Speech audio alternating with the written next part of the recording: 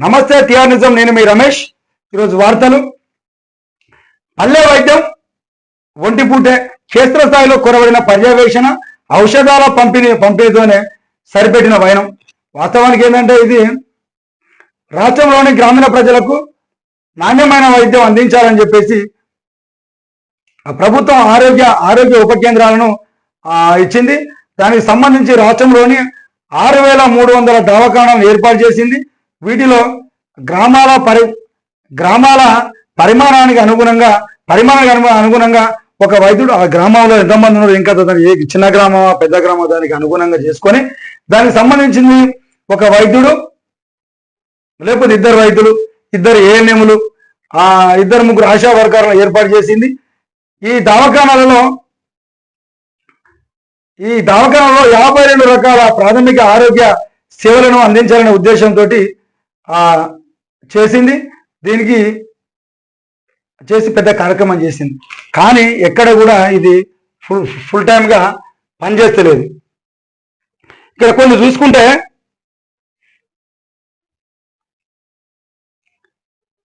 639 పల్లె దవాఖానాల్లో అనుసంధాన వైద్య బ్రిడ్జి కోర్సుకు అభ్యసించిన వారే నియమించింది. అయితే వైద్యులు చాలా చోట్ల సమయం పాటించడం లేదు.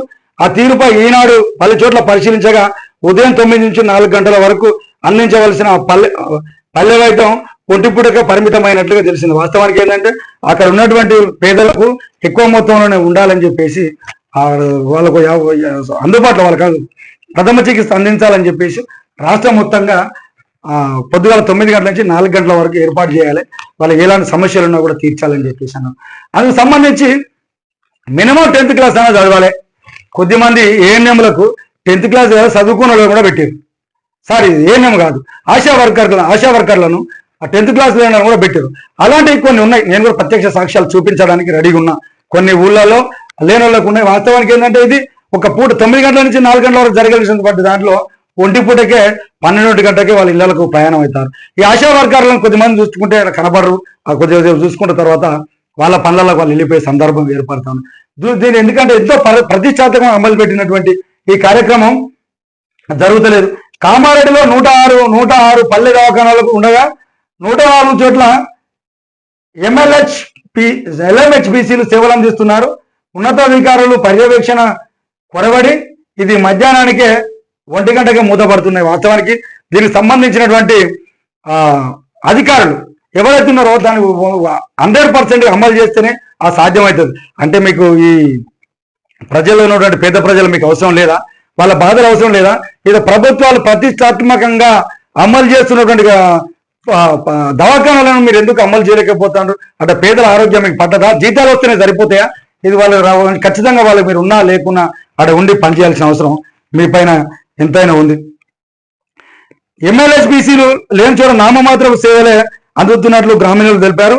మహబూబాబాద్ జిల్లా నర్సింహులపేట మండలం జయపురం పల్లె దవాఖానలో స్థానికులతో పాటు కొమ్ముల వంచ, రూపుల తండ, బక్కతండ, బాసుల తండలో 5,366 మందికి సేవలు అందించేందుకు MLHPC వైద్యులు, ఏఎన్ఎం ఆశా వర్కర్లు ఉన్నారు.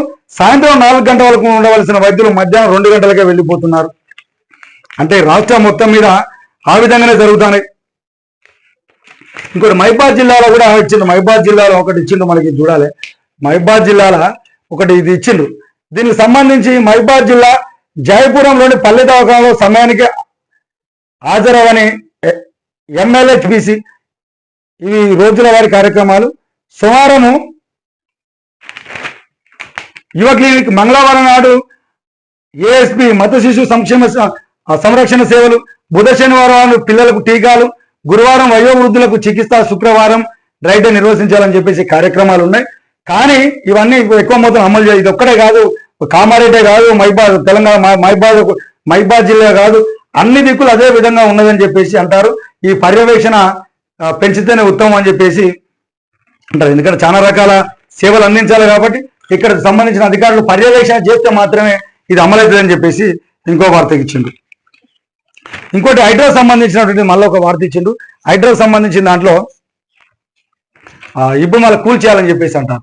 చాలా లేఅవుట్లు ఉంటాయి.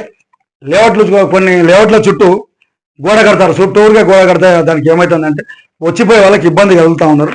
కాబట్టి దాన్ని కూల్చివేస్తామని చెప్పేసి ఒక వార్తకి ఇచ్చిండ్రు. నేను ఫిర్యాదులో నిన్న సోమవారం కాబట్టి మళ్ళీ హైదరాబాద్ సంబంధించిన ఫిర్యాదులు ఏమున్నా కూడా మాకు చెప్పాలని చెప్పి చెప్పిండ్రు. దానికి సంబంధించిన ఫిర్యాదులలో కొన్ని వచ్చినాయి. దానికి సంబంధించి ఎక్కడైతే లేఅవుట్ల చుట్టూ గోడలు నిర్మిస్తారో దాన్ని కూల్చివేస్తామని చెప్పేసి హైడ్రా కమిషనర్ చెప్పిండు. దీనికి సంబంధించిన వార్త చూద్దాం. చుట్టుపక్కల కాలనీ వాసులు రవాణాదారులను మూసేస్తూ కాలనీల చుట్టూ పహారీ గోడలు నిర్మించుకుంటే కూల్చివేత తప్పదని హైడ్రా కమిషనర్ రంగనాథ్ హెచ్చరించారు. కాలనీ లేఅవుట్లకు గోడలు కట్టుకోవడం చట్ట విరుద్ధమని, పహారీ గోడ నిర్మించుకోవడానికి అనుమతులు ఒప్పుకోవని, చట్టవిరుద్ధంగా అడ్డగోలుగా నిర్మించిన తమ కాలనీలకు దారి లేకుండా చేస్తున్నారంటూ సోమవారం బుద్ధ భవన్లో హైడ్రా కమిషనర్ కార్యాలయం నిర్వహించిన ప్రజావాణి ఫిర్యాదులు వెల్లవెత్తినాయి. దీనికి సంబంధించి ఎక్కడైతే అక్రమంగా కట్టిందో వాళ్ళని కూల్చివేస్తామని చెప్పేసి చెప్పిండు. ఇది చాలా దిక్కులో జరుగుతాను. ఇంకోటి కూడా దృష్టి పెట్టాలి సార్ మీరు. రంగనాథ్ గారికి మేము కూడా టీఆర్ నిజం నుంచి కొన్ని విషయాలు చేస్తాను. చాలా దిక్కుల అక్రమంగా పర్మిషన్ కంటే ఎక్కువ మొత్తంలో కట్టి అక్రమ నిర్మాణాలు చేస్తున్నారు. కాబట్టి దాన్ని కూడా కూల్చేయాల్సిన అవసరం మీ పైన ఉన్నది. ఎందుకంటే దానికి కొద్దిమంది కాసులో కక్కుర్తిపడి అవినీతి అధికారుల వల్ల జరుగుతూ ఉన్నాయి. ఏమన్నా చెప్తే వాళ్ళకు అభియోగాలు నెట్టవేస్తున్నారు. కాబట్టి దానిపైన మీరు కంపల్సరీగా పర్యవేక్షణ చేసి దానిపైన దృష్టి పెట్టాల్సిన అవసరం మీ పైన ఉంది. ఇంకోటి, పంతానికి పోతే నష్టమే, విభజన సమస్యలపై మొండి పట్టుదల వద్దు, ఇరు రాష్ట్రాల్లో సామరస్యంగా పనిచేసుకోవాలని చెప్పి తెలంగాణ ఏపీసీఎస్లకు కేంద్ర హోంశాఖ స్పష్టీకరణ. వాస్తవానికి ఏంటంటే మీ తెలంగాణలో ఆంధ్రప్రదేశ్ రాష్ట్రానికి సంబంధించినటువంటి ఒప్పందాల్లో మీరు బేచేజాలకు పోకండి. మీరు సమిష్టిగా నిర్ణయాలు తీసుకోండి. మీరంటే మీరు కాకుండా మీరు కూర్చొని మాట్లాడండి.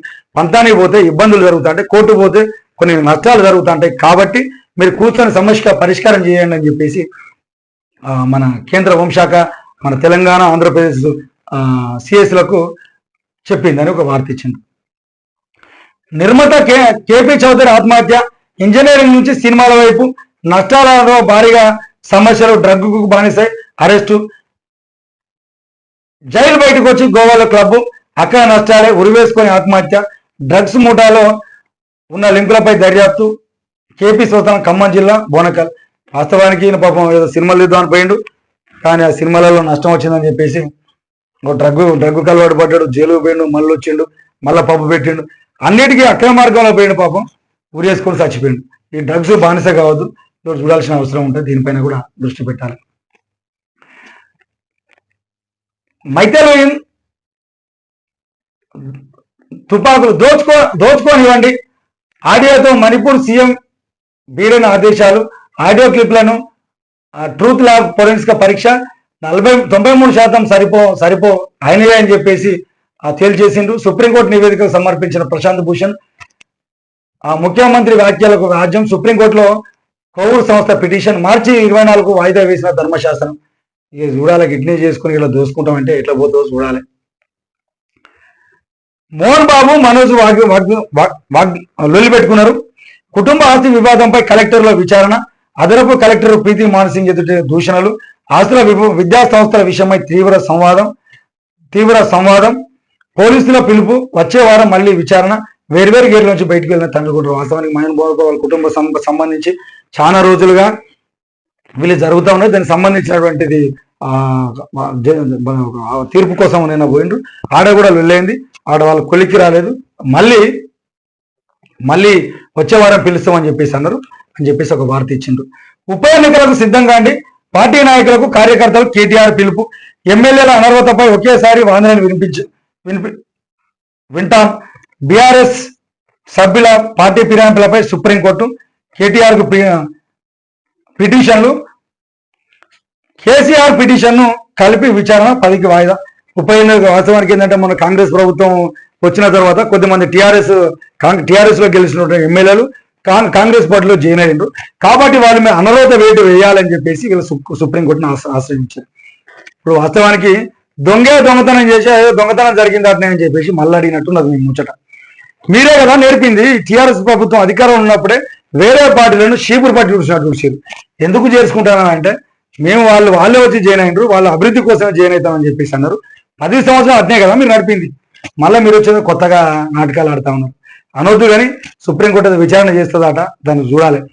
ఎందుకంటే మీరే ఈ నేర్పిరు దారిలో పట్టి నేర్పిరు మీరే. రాండి ఇట్లా చేసుకోండి ఏ పార్టీ ఉండొద్దు అనే అవకాశం కల్పించింది మీరే. మళ్ళీ మీరే పోయి దొంగ నాటకాలు ఆడతాను. జనం గమనిస్తూ ఉంటారు, చూడాల్సిన అవసరం ఉంటుంది కేటీఆర్ గారు. ఎందుకంటే ఆ రోజు అన్ని పార్టీలు తెలంగాణ ఉద్యమంలో పనిచేసినటువంటి వాళ్ళకు సీట్లు లేకుండా వాళ్ళ వేరే పార్టీలో గెలిచిన వాళ్ళను తెలంగాణ ఉద్యమం అంటేనే రాళ్ళు విసిరిన వాళ్ళ మీద, తెలంగాణ ఉద్యమం అంటేనే కేసులు పెట్టిన వాళ్లకు మీరు వాళ్ళకి మీ పార్టీలో చేసుకుని మంత్రి పదవులు ఇచ్చే చరిత్ర మీకు లేదా? ఎందుకు మర్చిపోతాను కేటీఆర్ గారు?